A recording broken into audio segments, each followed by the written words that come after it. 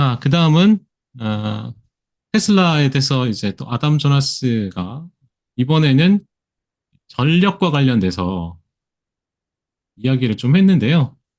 여기 보시면 미국의 데이터 센터의 이 전력 사용은 2030년, 그러니까 2030년에까지 저기 1억 5천만 대의 전기차가 사용하는 전력과 맞먹는다. 이게 제목이죠. 어, 1억 5천만 대 전기차가 움직이는 거하고 데이터 센터에 전력 쓰는 거랑 똑같다는 거. 그러니까 엄청나게 데이터 센터가 전력을 많이 쓴다는 거예요. 그죠?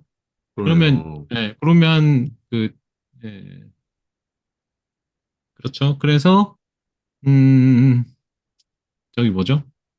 H백 칩 하나, 그러니까 H백 하나가 어, 연간 쓰는 전기가 테슬라의 한 1.43대 정도 쓰는 정도의 전기를 쓴다고 합니다. 그러니까 어, 그 정도로 많이 쓰기 때문에 그런 이야기를 했어요. 그래서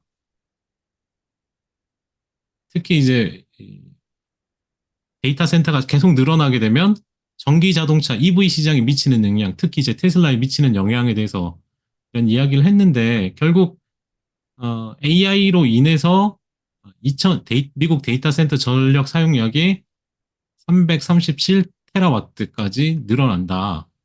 네, 이게 지금 105%가 늘어나는 거고요. 전체 데이터 전력 수요는 연평균 20.5%씩 올라갈 거다. 그러면 이걸 전기차하고 아까 봤을 때 이제 1억 5천만 대 똑같고, 그다음에 27년까지 보면 약 5,900만 대의 전기차가 추가되는 것과 똑같다는 거예요. 데이터 센터 전력 사용하는 게. 그래서 21% 증가하는 거랑 5,900만 대면 21%가 증가하는 건데요. 그러다 보니까 특히 이제 이산화탄소 배출 관련해서 대부분이 이제 아리백을 가입을 했기 때문에 이들이 데이터 센터 내에서도 어쨌든 전력 생산을 하게 되면 CO2 배출을 어쩔 수 없이 하잖아요. 네. 예, 그런데 그렇게 하고 있는데 27년의 그 데이터 센터 27년까지의 데이터 센터는 가솔린 차량의 1,400만 대에 해당하는 CO2를 배출하게 된다. 그래서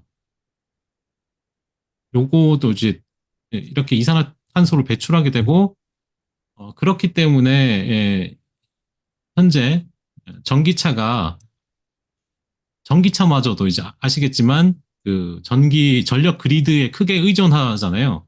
전력이 안정되게 이렇게 충전돼야 되니까. 네. 근데 현재 데이터 센터 전력 수요가 증가하게 되면 전력망에 부담이 되고 전기 요금에 영향을 받죠. 그러면 오히려 이제 그 전기차 확장에도 악영향을 줄 수 있는 거예요. 만약에 그 전력이 충분하지 않으면 전기 요금이 올라가게 되면 전기차 탈 이유가 줄어들지 않습니까? 그렇죠. 네. 그래서 요것도 의외로 이제 영향을 줄 수 있기 때문에 이 테슬라의 파워라고 메가팩이 이것 때문에 그래도 유리한 위치에 있다. 음, 결국 이제 예, 현재 테슬라 매출의 한 거의 20%죠. 이쪽이 이제 어느 정도 이제 매출이 있거든요. 그래서 앞서 봤던 데이터 전 센터에서 나오는 CO2 배출을 전기차 CO2 배출 감소로 이제 상쇄시킬 수 있는 그런 쪽으로도 좀 볼 수 있을 것 같아요. 그래서 아시겠지만 이 메가팩이든 파워월 같은 경우 이제 그 태양광 저장 장치에 모두 이제 테슬라가 관여하다 보니까 어느 정도 이제 혜택을 받을 수 있는 위치에 있는 부분이 있다. 그렇게 좀 보면은 좋을 것 같습니다. JP 모건하고 시티에서는 경제지표 나오기 전의 모습은 7월에, 그러니까 다음 달에 금리 인하를 시작할 수 있을 걸로 지금 본다. 근데 어, 이게 이거 다음 보시면은 달이요? 근데 네. 금요일 지표에 대한 이게 필요한 거죠. 올해부터 그래도 감안하면 안 될 것 같은데요? 그러니까요. 그러니까 네. 이건 이제 이런 그 예측성 예측하는 기사들은 다 이제 뭐 결과 나오면 다 틀리고 틀리잖아요. 그래서 네. 그냥 그렇다는 것만 보고 그냥 넘어갈게요. 틀렸으니까 어차피 충족 못 하잖아요. 결과물이. 그렇죠. 그렇게 보시면 되고요. 근데 만약에 충족했어도 7월 달은 좀 빠른 거 아닙니까? 많지 않아요. 네, 그거 안 7월에. 되죠, 그건. 예, 예, 안 될 것 같은데. 7월을 예상하는 사람 많지 않은데, 그러니까요. 근데 한 번 해보고 효과가 있는지 없는지를 또 테스트하는 기간이 있어야 되니까. 음, 그러니까 그 기간 없이 올해가 그 선거를 끼고 넘어가면은 좀 그렇지 않나, 뭐 이런 시각도 있거든요. 음, 그러니까 그 출발점이 너무 뒤로 가게 되면 금리 인하로 인한 어떤 효과를 테스트할 시간이 없는 거예요. 그런 생각, 네, 그런 그렇구나. 부분도 좀 왜 효과가 이제 먹히냐 안 먹히냐를 좀 이렇게 추적을 해야 될 거 아니에요, 그죠? 음, 그런 부분도 있었다. 근데 뭐 지표가 뭐 이걸 엉망이라고 해야 되는지 좋다고 해야 되는지 모르겠지만 네, 어쨌든 네. 네, 그렇고요. 그다음은 스몰캡 작은 여기도 마찬가지예요. 이 자료도 이거죠. 결국 어, 오늘 지표 나오기 전까지 다들 금리 인하가 생각보다 빨리 나올 거라고 생각했는지 이 자료도 뭐냐? 여기 보시면 첫 번째 금리 인하 전후에 스몰캡들의 성과가 이렇게 극명하게 다르다. 그걸 보여주고 있어요. 그러니까 음, 첫 번째 금리 인하 퍼스트 컷 이후 보시면은 요 앞전 그러니까 1개월 때는 효과가 안 나왔죠. 효과가 없어요. 3개월까지도 스몰캡이 수익률이 마이너스예요. 그죠? 네, 거의 없었어요. 그러다가 이제 3개월에서 6개월 사이에 들어오면은 큰 폭은 아니지만 일단 초과 수익을 보여주고 12개월째 돼야 이렇게 이게 나온다. 그러니까 즉 그 말은 옛날에도 그랬지만 금리 인하를 시작하면 보통 어, 좀 나쁜 상태에서 하다 보니까 그 효과가 진짜 나타나는 데는 이 정도 걸린 거예요. 6개월 이상. 그러니까 금리 인하로 인해서 뭔가 시장에 돈이 돌고 뭐 이렇게 하는데 바로 뭐 한 달 만에 뭐 이렇게 효과가 나타나지 않다 보니까 이런 현상도 좀 있는 거죠. 그래서 장기적인 12개월의 어떤 그 수익률, 그러니까 금리 인하를 뭐 하게 되면 바로 어떤 효과보다는 좀 장기적인 그 12개월 후에 실제 수익률에 아웃퍼폼하는 모습을 보였다. 이렇게 좀 보시면 될 것 같습니다. 근데 이것도 뭐 좀 더 뒤에 봐야겠죠. 첫 번째 금리 인하가 생각보다 또 근데 이것도 있습니다. 지금 다 금리 인하하고 있잖아요. 스위스, 예, 유럽, 캐나다까지. 이런 적이 음, 잘 없어요. 왜냐하면 미국이 가이드라인을 주잖아요. 그러니까 미국이 내리면 다른 데도 따라 내리는 경우는 많지만 미국이 못 내리고 있는데 못 내리는 그런 상황인데 어, 내려버려요. 그러니까 이거는 약간의 뭐 경제가 불확한된 것도 있겠지만 약간의 이제 이건 이제 달러와 환율의 문제잖아요. 관련 네네. 있지 않습니까? 금리가 움직이는 건. 근데 그 부분을 약간 달러의 위상이 많이 뭐 이렇게 줄어든 것도 있을 것 같기도 하고, 자체적으로 자국의 어떤 그 자체 지역에 대한 그게 더 중요하다고 지금 보는 것 같아요. 각자 도생의 모습으로 나오고 있어가지고, 이것도 나중에 어떤 판단하기가 되게 과거의 어떤 잣대로 뭔가를 판단하기에는 현재 시장이 좀 다르게 움직이는 게 아닌가 하는 생각도 듭니다. 자, 그 다음, 이 골디락스, 어제도 그 이야기 했죠. 이게 지금 보시면, 원래는, 여기 보시다시피, 이 ISM 서비스업, ADP 민간 고용, 이게 하락세였잖아요. 그죠? 그러니까 그러니까요. 예, 이게 하락세인데 오늘 이게 되다 보니까 이거 또 다 틀린 게 된 거예요, 지금. 그러니까요.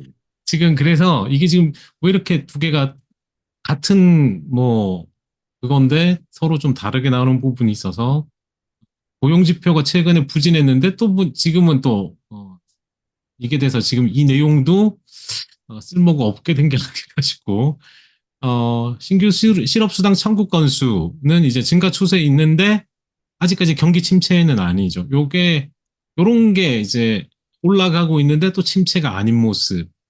이런 걸 기대한 거죠. 그다음 제조업 고용은 그래도 이제 고용의 질은 좀 높아지고 있는 상황이라서 좀 시장에 유리한 모습인데요. 그러다 보니까 여기 봤던 일단은 뭐 고용이 많이 늘어나면은 경기 침체는 아니잖아요. 그죠? 그 그렇죠. 우려를 좀 더 줄여주는 그런 부분이 있어서, 이렇게 좀 앞서 숫자가 조금만 적당히 나왔으면 골디락스가 될 수도 있었을 것 같은데, 일단 조금, 골디락스로 가기에는 약간 뭔가 부족한 모습, 좀 과한 모습, 뭐 이런 게 보여진 것 같고. 그다음, 최근 5월, 뒤에서도 이야기했지만 5월 시장이 올라온 데는 유동성이었어요. 결국 AI가 올랐다고는 하지만 AI를 떠받친 건 유동성이거든요. 그래서 여기 밑에 보시면은 QT 축소가 예상보다 빨랐어요.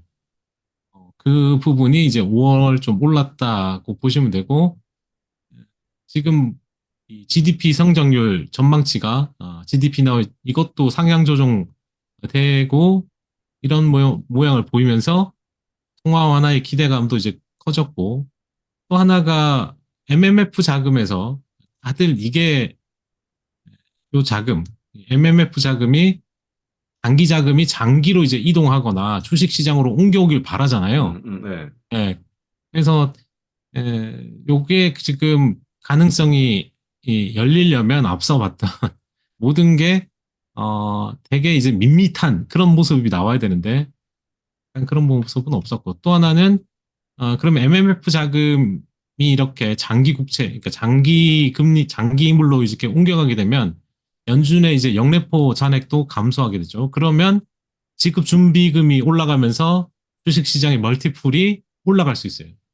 근데 이제 요게 아직은 이런 그 메커니즘으로 시장이 움직일 수도 있을 거로 봤는데 시작도 못 해볼 것 같긴 한데 요런 만약 시장이 계속 우상향한다면 결국에는 유동성이 시장에 계속 유입되기 때문이다라고 생각하시면 되고요.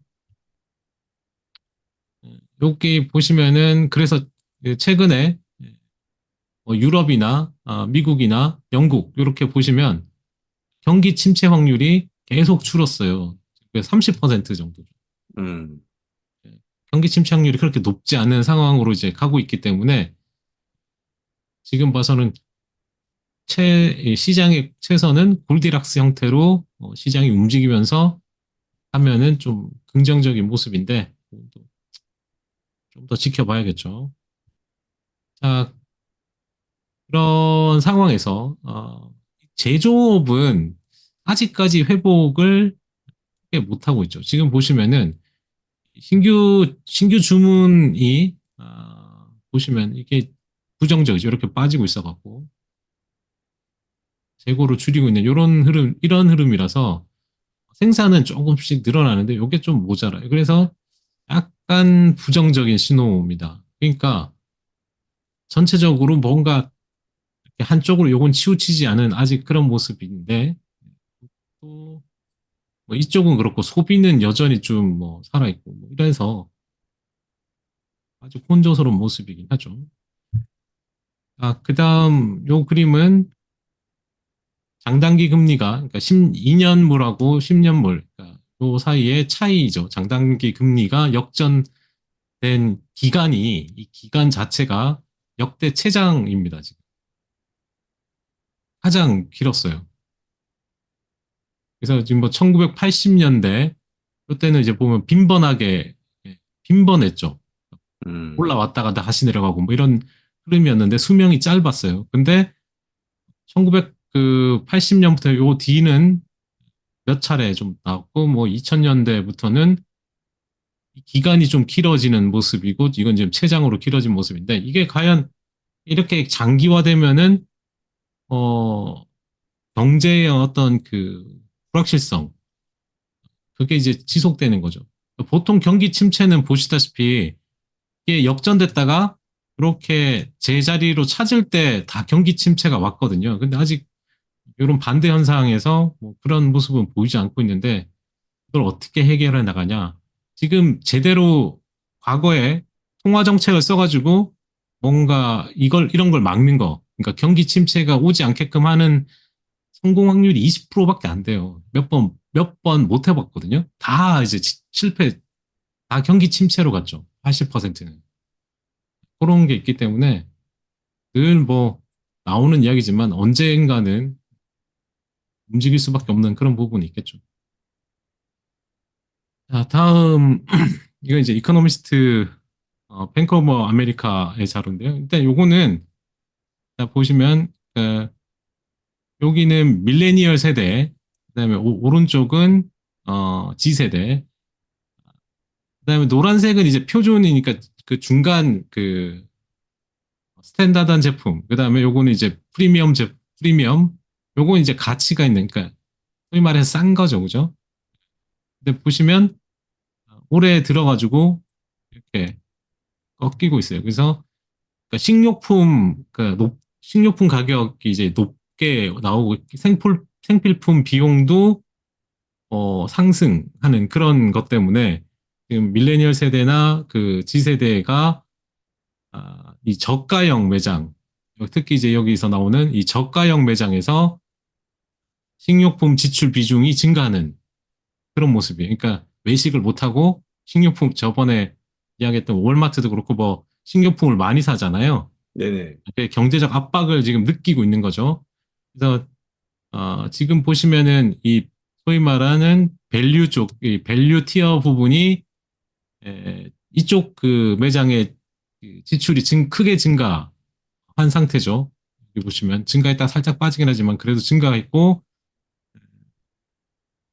비용 효율적인 그런 걸 했다는 거죠. 여기 밑에 보면 스탠다드나 프리미엄보다 더 급하게 올라왔다. 이렇게.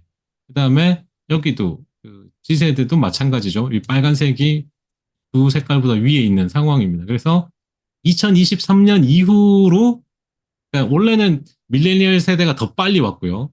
그 다음 이제 G세대로 이런 현상이 이전되고 있죠. 그러니까 1년 사이로 이제 이전된 겁니다. 22년 중반, 23년. 그러니까 이게 세대가 낮아지는 쪽으로 이제 그러니까 경제적 압박이 생기다 보니까 식료품에 있어서도 밸류 티어 쪽으로 가는 거죠. 그래서 이 경제적인 식료품을 좀 사는 쪽으로 이동하고 있다. 이제 젊은 세대까지 이 가격에 민감해지는 거죠. 그리고 비용 절감을 해야 되는 쪽으로 옮겨가는 그런 모습을 보이고 있다. 이쪽은 결국은 이쪽은 좀 더 오래 현상이 좀 더 이어지지 않을까 싶고요. 다음은 이게 이제 디건이라고 뭐 있던가요? 뭐 젊은 남성들 사이에서 사용되는 용어래요. 이게 음, 이제 이게 그 타락한 도박꾼 아니면 뭐 자기 비하적인 이런 내용으로 쓰는데 요즘 젊은 남자들이 소위 말하는 밈 주식이나 암호화폐 있잖아요. 네네. 이쪽에다가 막 그냥 내지르고 있는 거죠. 인생 한 번뿐인데 왜 그 과거 그 혼대들이 하는 재테크 조언을 듣냐, 그 귀찮게. 어, 인생 한 방이다 하고 이제 이렇게 하고 있대요, 지금 미국에. 그래서 현재 그 기존의 투자 평가 방식과는 전혀 상관없는 이런 아마 그 롱숏거래에 뛰어들고 있다. 위험한 스타일 거래가 다시 인기를 끌고 있다. 여기 보시면 옵션의 평균 거래량도 지금 엄청나게 늘어나고 있는 게 보이시고 여기에 보시다시피 페니스탁 늘어나는 게 이제 보이시죠. 그래서 이런 현상이 지금 계속 발생하고 있어서 또 뭐 게임스탁 같은 쪽도 이런 쪽이 이제 젊은 남성들이 옹호하는 뭐 이런 게 조금 미국의 어떤 현상처럼 발생하고 있다.